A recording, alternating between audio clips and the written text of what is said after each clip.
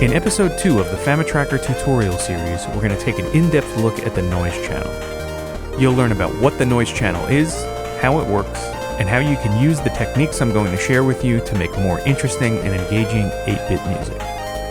Now, without any further ado, let's bring in the noise! Hello, welcome back to the FamiTracker tutorial series. In this episode, we are going to be focusing on the noise channel. We're going to use our noise channel to make the drum parts and the percussion parts for our 8-bit chiptunes. So if we remember from the first episode, we're going to create a new instrument here, and I'm going to select the noise channel so we can hear what it sounds like. If I just start playing my MIDI keyboard, that's the noise channel. That may sound familiar to you if you're familiar with the concept of white noise. So what is white noise? Basically, if we think of sound as being similar to light, we have white light, which contains all colors. White noise is essentially all the frequencies across the spectrum of audible sound played in equal intensities. So what that means is that there's no one frequency or frequency band that's more prominent than the other ones, and so our brains hear that and we interpret it as noise. So we can't really pick out a pattern in there. Just like light has the colors of the rainbow, if you remember from school, 𝗏𝗏𝗰𝗿𝗲𝗁, red, orange, yellow, green, blue, indigo, violet. I got that wrong in a prior take, but I got it right this time, I think. We have different colors of sound. So if white noise contains all of the frequencies of the spectrum, what happens when we start to emphasize other frequencies, we get things like brown noise and pink noise, which tilt the axis of that distribution towards the lows. We get things like blue noise and violet noise, which tilt towards the highs. And we get things like green noise, which focuses on the mid-range, and even black noise, which is basically just silence.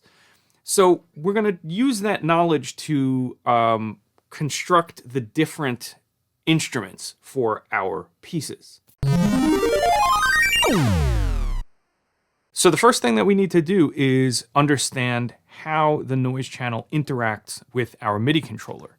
So, like I demonstrated before, if I just start playing notes, it just sounds like randomness. There's really no pattern. But if we play a chromatic scale, which is a scale that is made up of just consecutive half steps, let's hear what that sounds like. Still sounds kind of random.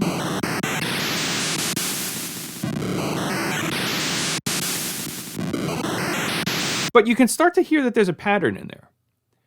So I'm going to just give you what the pattern is. But if we think back again, like brown noise, pink noise, white noise, blue, violet noise, thinking from lower sounds through to higher sounds, the lowest note for me on this MIDI controller is corresponding with the note E. So then now, if we remember back to the first video, FamiTracker operates using hexadecimal as its base, meaning that is a base 16 instead of like a base 10, which may seem more familiar, but a base 16. So if I count up 16 notes,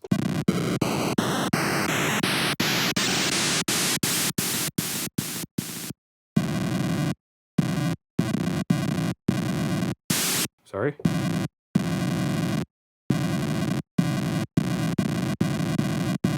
All of these notes sound the same, right? And it would be the same if I did this. And the interval that this corresponds with on the musical staff is a tenth, which is a third, a major third, but an octave above. So this is going to be our lowest note. And then we have our highest note, which is going to be just below that tenth, so a minor tenth. And the sounds get sequentially higher as we go up. And so all of the transpositions are going to be the same across the keyboard, meaning that you really only need to concern yourself. All the sounds that you're going to need are going to be within a minor tenth on the keyboard. So now if we go to the instrument here and we start playing some notes, if I program those in, remembering once again back to the first episode, 0, 1, 2, 3, da, da, da, da, da, da, da, all through F. There's hexadecimal. And the same thing would happen now if I start with that major tenth. There it is again, 0. So you can see that this pattern repeats across the entirety of the keyboard. So let's talk about the tempo effect. If you remember from the last episode, I cautioned you against using the tempo value in the song settings panel. The reason for that is because the 𝗏𝗏𝗰𝗿𝗀𝗃 chip is designed to work in multiples of 30. This has to do with how the hardware synced with the video frame rate of the software. And so if we start messing with the tempo in this song settings panel, we're liable to start getting glitches with the audio. So instead of using that to adjust the tempo of your track, we're going to be using an effect, and this is the F effect. So in my effects panel here, which remember we have an effects panel, if we want to, on each channel, we can just open them up, and we have one by default, but we can add up to many more, up to 3 more, so 4 total. But for now, we're just going to use 1, and we put F. So this is going to help us or allow us to adjust the tempo of our song. But first, we need to understand what ticks are. Ticks are basically the smallest unit of time relating to the 𝗏𝗏𝗃 chip's processor. So each row gets 6 ticks. So that means that for every row that plays, there are 6 internal computations that are going on within the computer. So if we adjust these values, everything below F20 is going to adjust the speed of the ticks inside the computer. We don't want to worry about that for this situation. What we want to do is we want to worry about our BPM of our track, the beats per minute. So we're talking about musical time rather than computational time. So what I'm going to show you here is now we have F20. This is the slowest tempo that you can achieve with the F effect. So down here, you can see 150 beats per minute. And there's no coincidence that this corresponds with this 150 up here in the song settings. But now, if I have F20 as my effect, and I play my track, now look. Our track is playing at 32 beats per minute, which is extremely slow. But if we, remembering hexadecimal code, we use F, F, F, this is going to be the fastest tempo. And then we look at the BPM again, and I play the track. We're up to 255 beats per minute, which is quite fast. So what we want to do is concern ourselves with how do we achieve different tempos within that range of 32 beats per minute up to 255. The way that we do that is, once again, you may not be surprised, but is through hexadecimal, our understanding of hexadecimal. So we have the F effect in the far left column. In this middle column, we have our first value. This is going to add, this is kind of like, you can think of it like macro changes in a sense. Every interval that we add in this middle column is going to increase the bass 1 level.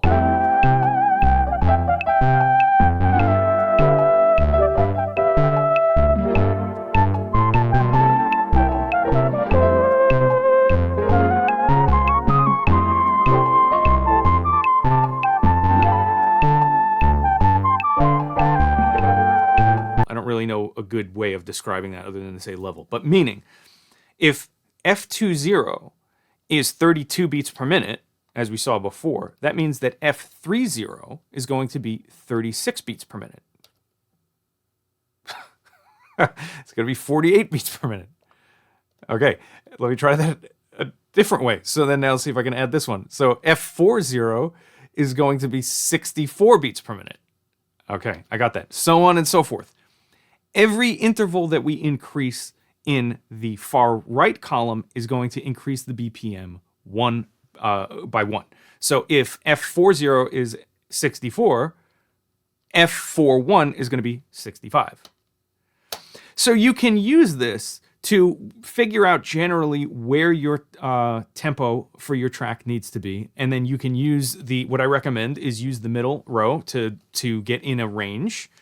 And then if you want to say, well, 113, no, I don't want 113. So maybe I want it at 110. So then what would I do? I'd have to go back down one level in the bass, so F6, and then now add from there. So what did I say, 110? So I don't know off the top of my head. That's close. So it's A, so I want to go maybe there, E. Okay, F6, E, there's 110. So now we're going to use this to our advantage to be able to program complicated drum patterns, because I'm going to show you a formula that I use that allows me to basically program any kind of rhythm that I want to use. But before I show you that formula, let's just look at some basic drum pattern construction. So if we come up to our instrument in the instrument panel, if we remember from the first episode, we need to engage this volume effect. And then we're going to add some values, something like, 200 beats per minute is fine for now. And add in some volume. And then now if I play, I have a super short sound.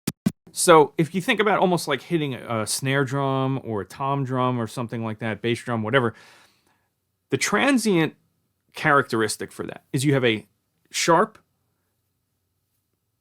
spike in volume followed by a steep decline.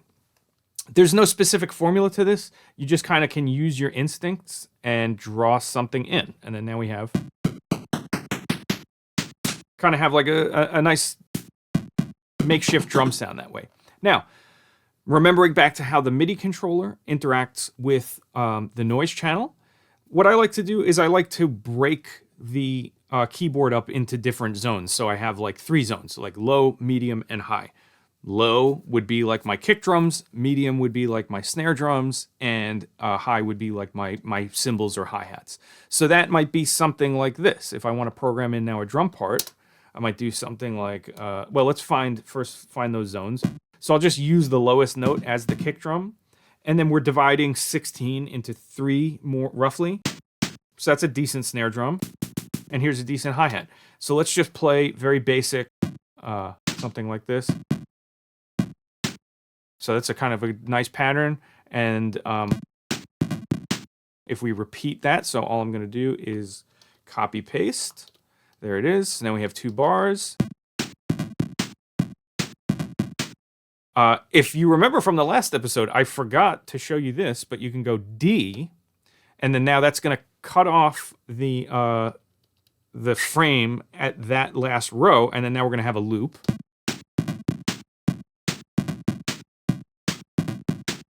And then now if we want to add in some cymbals, we can just do, what did I say? Yeah, like maybe I'll fill in the 16th notes, the empty 16th notes with cymbals. Maybe, just keep it easy. And now, if I want to get slick, I can start deleting notes that I had recorded. And this is going to make some syncopations, which here's some music trivia. What is a syncopation? A syncope in musical terminology refers to notes or beats that are happening on the off beats. So the downbeats are like 1, 2, 3, 4. Syncopes would be 1 and 2 and 3 and 4 and. Syncopation is the process of playing notes on the off beats. So let's hear that.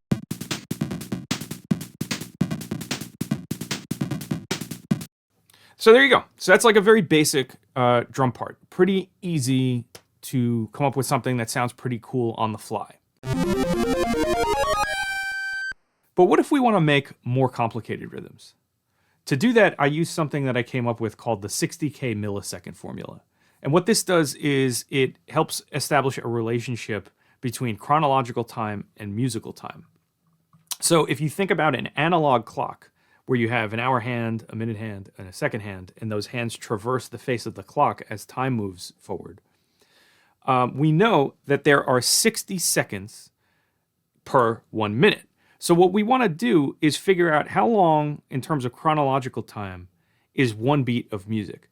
So let's come up to the instrument panel and take a look at how we can figure that out. So if I look down here in the size parameter, I can see that I have no data and I have 0 milliseconds. So as I start adding rows, now I have 16 milliseconds. What this tells us is that the millisecond is sort of the unit of account. It is the common denominator for all of our temporal calculations. Milli being Latin for 1,000, that means that there are 1,000 milliseconds per second. So as we start adding rows, I can see that now I have 33 milliseconds and 50 milliseconds. Now I want to stop right here. Let me get rid of these. Because remember, FamiTracker works with base 16, hexadecimal. So it stands to reason that the first row that I put in, I get 16 milliseconds. But you'll notice that 33 milliseconds, that doesn't jive with hexadecimal. And when we get to 3, now I have 50. 50 is not divisible by 16. So they're actually like these very fractional amounts of time. You don't really need to go too crazy with it. Just know that 3 equals 50 milliseconds, or what I find more useful is 6 equals 100 milliseconds. So now, how do we use this to our advantage? Well, basically, if we know that there are 60, if we know that there are 1,000 milliseconds in a second, and we know that basically 60 beats per minute, each beat equates to a second, what we can do is we multiply 60 by 1,000, and we get 60,000. So I keep a calculator around. Sometimes I'll just use the one on my computer, but sometimes it's fun to use this one. So we start with 60,000. And then what we're going to do is we're going to divide 60,000 by the tempo of our song. Now we're talking about 60 beats per minute. So let's set the tempo of our project here at 60 beats per minute. So that corresponds to the code F3C. And then as we can see down here, 240, but if I play it, now we're at 60 beats per minute. Okay, great. So now what we would do back in the instrument panel, I'm going to divide 60,000 divided by 60. And that gives me a value of 1,000. That means that every beat of musical time is going to need, or it's going to take up 1,000 milliseconds. So 6 rows gives us 100. So basically we would want to be 60. Pay no attention to this. This was from me messing up prior takes. So here's 60 rows. We have 1,000 milliseconds. So then now if I redraw that, just kind of a downward sloping envelope. Yes, I just spit. And I program in some notes. What you'll hear is that the sound will decay by the time the next beat plays. So let's hear it.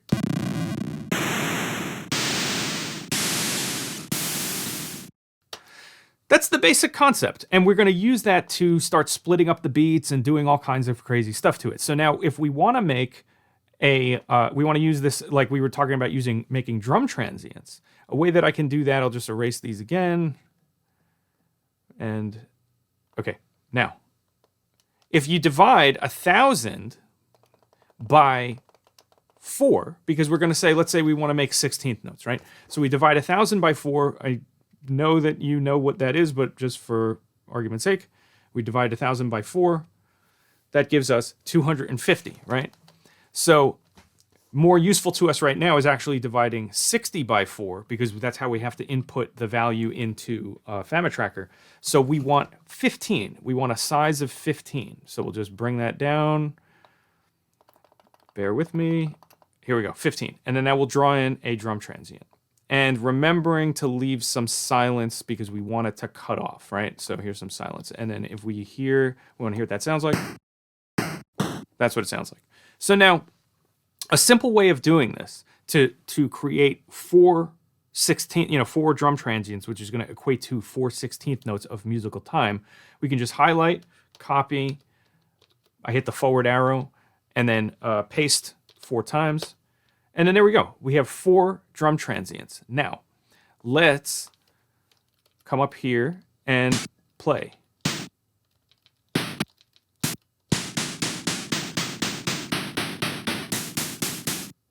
So there we go. We got 16th notes. But the perceptive among you might notice that it's kind of pointless because each row at this tempo, well, each row is going to correspond to 16th notes anyway. So why would we want to do that? And let's just demonstrate that really quick. So if I make another quick drum transient here, and then I program that in as such, and then just for fun, I'll do this just to make something similar, to make the point. So it's kind of pointless to make drum transients. It's not always pointless to do it, actually. There are some reasons that you would do it. But most of the time, if you want 16th notes, you're just going to use the rows. So now we need to talk about subdivision. So subdivision, what does subdivision mean? Well, basically, if you think about like basic music terminology, you have like a whole note, right? A whole note corresponds to a full bar. If we divide that whole note into 2 to get half notes or 4 to get quarter notes, subdividing is the process of dividing the quarter notes. So each beat, that's a basic way of thinking about subdivision. So if we come back up to our panel here, we know what I'm going to do is I'm actually going to remove this one. Remove. So we'll just call this one as just short transient, right? Short transient. Okay, now we're going to have a new one. And we know, so we know that we can achieve 16th notes using the rows. So we want to get smaller than 16th notes.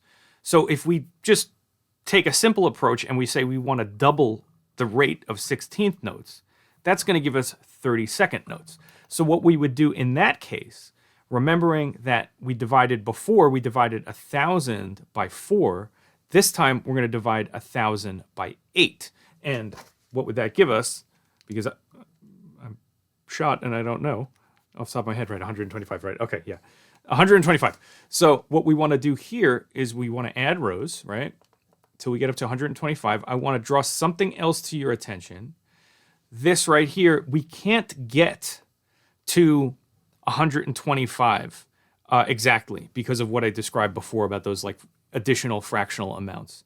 So what you end up doing is thinking in terms of like groups of, or what I end up doing is I think in terms of groups of 7 and 8, because if I get up to 15, that's going to give me 250. So sometimes it's not going to be perfect. You just kind of have to ballpark it. But so what I'll do is we'll use 8 for this one, right? And then I'll just draw in a short transient here. And then you could copy paste, but just to demonstrate that point, let's just get up to 250 and then I'll draw another transient here. So these are going to give us 32nd notes. Now I want to take these 2 transients. This is where I will copy paste. And then now we have 4, 6, and 8. And if you look, we're at 1,000 milliseconds, so that's good for a beat. So then now we're going to call these 32nd notes.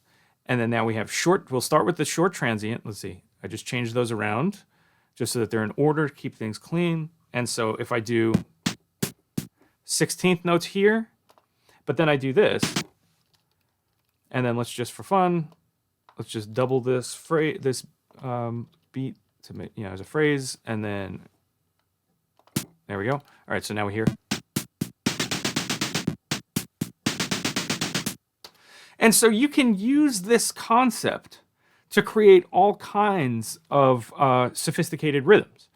So what if we want to do triplets? Well, what we would do with that is, once again, we're going to take a new instrument and we're going to divide 1,000 by 3. And we're going to get 3, 3, 3, 3, 3, 3, 3. But let's just do it this way. We're going to add here, and we can actually get 3, 3, 3. So that's good. So now let's draw in a transient. And then I will copy paste that 2 more times, and that's going to get us to 1,000. So let's hear, and we'll call these triplets. And let's program in some triplets now. We'll just make some, why not, eighth notes, and then we'll do this. And here's what that sounds like. Not a particularly good musical phrase, but that's how you would do it. And then, of course, if you wanted to, you could divide each one of these. Well, let's just do this. We'll make a new one. And then so I can divide those into, so what would that be? If that was, let me check myself here. Each one of those was what, 20? Right? 20. Right, okay, so let's get that back up to 60. Sorry for this. Okay, and then now if I want to go to, let's just say sextuplets, which is 6 notes per beat, I can get up to 10 milliseconds here, and then draw in some transients here. And then I will copy paste 1, 2, let's see, 3, 4, 5. Now we're up to, okay, so we got sextuplets, and then now let's just put some of those in there. And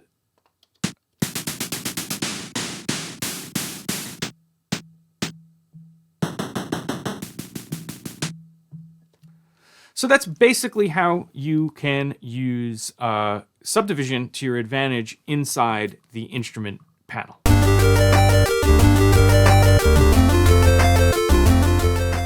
So this is a technique that I like to use called instrument swapping. So the first thing to look at is, this is a new project, and just to keep things clean. So what I have here is I'm in 60 beats per minute, and I have some 30-second notes programmed in. So if I just quickly just hear what those sound like. So there's our 30-second notes. What I like to do is create variations of these subdivisions. And what I mean by that is I might erase some of these transients. So an easy way to do that is to right-click the instrument and deep clone. The difference, so what I'm going to do here is I'm going to call this 30-second notes B. And what the difference between cloning and deep cloning has to do with these sequences. If I deep clone an instrument, it's going to create all new sequences for each instrument setting. If I just clone it, it's going to keep the existing sequence, is going to keep it on the existing sequence, which can get kind of messy because then if you start editing things, you may make a change on a prior instrument that you didn't mean to make. So we're going to deep clone so that each new instrument that we create is going to be discrete from the one previous. So what we're going to do is I'm going to deep clone this first one, I don't know, let's just say 4 times for now, just to keep it easy. And then in each one, I'm going to omit a transient. I'm just going to erase it. And so this one, I don't know, maybe we'll just go down the line and we'll go like this. So then now what I would have is something like this. I might go I'll just put in, just to make it really easy, something like that. And then now I will change the instrument here. So I'm going to go 1, 2, 3, 4, sorry, there's no 5, 4, 3, 0. And let's just hear what this sounds like. So I get those syncopations, kind of like we were talking about before. And so you can kind of just do this. You can just create some variations. It'll get, what I'll do to keep things organized is I'll call these 30 seconds C and these 30 seconds D, just to keep things like relatively clean. But you can come up with all kinds of variations like that. Another way that you can do it is you can redraw some of the transients so that they might be quieter than the other ones. And this will give you a sense of dynamics that's a little bit more precise than using the dynamics, the volume control row in the channel. So let's hear what that sounds like. So you can get some kind of nice variations in your instruments that way.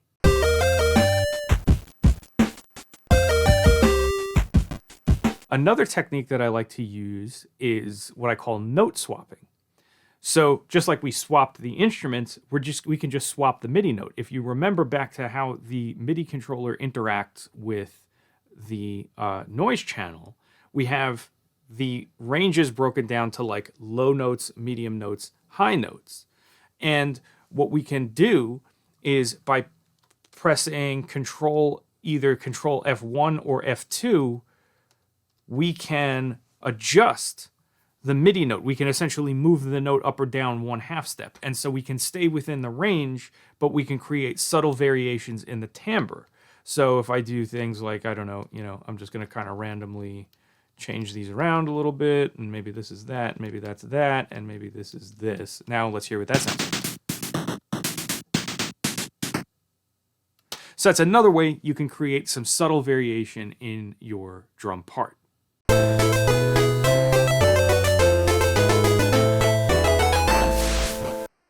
Another way that I like to achieve variations is by using the arpeggiator in the instrument design. So to do that, we'll come up here to the instrument panel, and I've programmed in some more 30-second notes.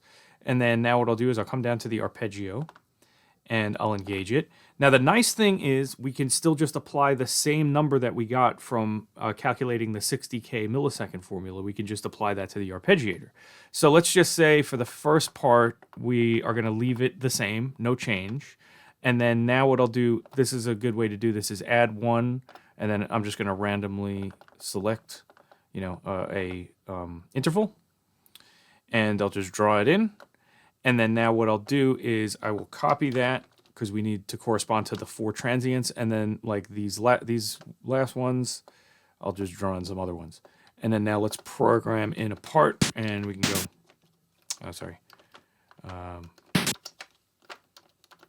like that.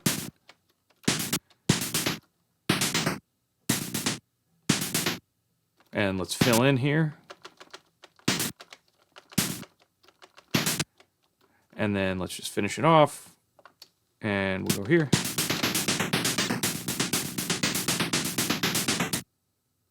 And then now let's just, for fun, we can also, we'll call this arpeggiated A. And then now let's deep clone that, and we'll make arpeggiated B. And arpeggiated B, I'll just do this. And I have no idea what this is going to sound like. This could be, think of this as like graphic notation or something like that. And let's see what that sounds like. And we'll have to change some of these to, let's just hear all of them. So now that's, I never really did that before, but that's pretty cool. You can kind of get like a phaser effect that way. That's interesting. And then if we want, we can also apply, let's try and apply the arpeggiator to some of these notes, right? So we'll go arpeggio, this one, and this one we'll do the other one. It'll be arpeggio, correct. Okay, and then so then now maybe this will be like, what do I get? 3, 4, 3, 4, 3, something. I don't know.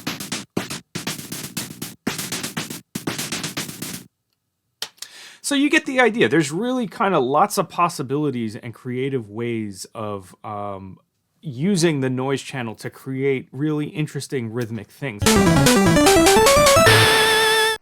So to finish off, I've composed a short piece for solo noise channel that employs all of the techniques that we've talked about in the video. So I'll play it, and then I'll just kind of talk you through what's happening as we go.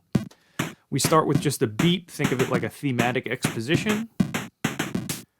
Now we're adding in the high voice with some syncopation. We have some subdivision with 30-second notes. Triplets. Now we're doing some instrument swapping and note swapping. Here comes the arpeggio effect. Back to the theme.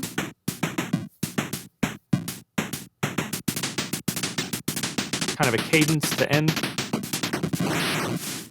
and more arpeggio effect. Two quick things. So the spots where I use the arpeggio effect, starting with the last one, that last flourish, that's just a long tone. Taking, I guess it's 2 beats of time in this case, because I made the tempo 100 beats per minute, just for variation. And then the arpeggio is just this big kind of sweepy thing. And that sounds, just to play it again, that sounds like this, which is kind of fun. And then the other spot where the arpeggio was used, I was using quintuplets, septuplets, and quintuplets, sextuplets, and septuplets, meaning 5 notes per beat, 6 notes per beat, 7 notes per beat, and each of those had their own arpeggio things happening as well. So hopefully this gives you a sense of different possibilities and what you can do with the noise channel. I will have this project available for download with the materials from the rest of the course if you want to take a look at it and analyze it and play around with it. And the fun doesn't stop there, because we can use a lot of these same techniques on the pulse wave channels to create things like reverb and delay and those kinds of things. So if you're interested in learning about that, you can watch me talk about it in this video right here. Thank you very much, and see you next time.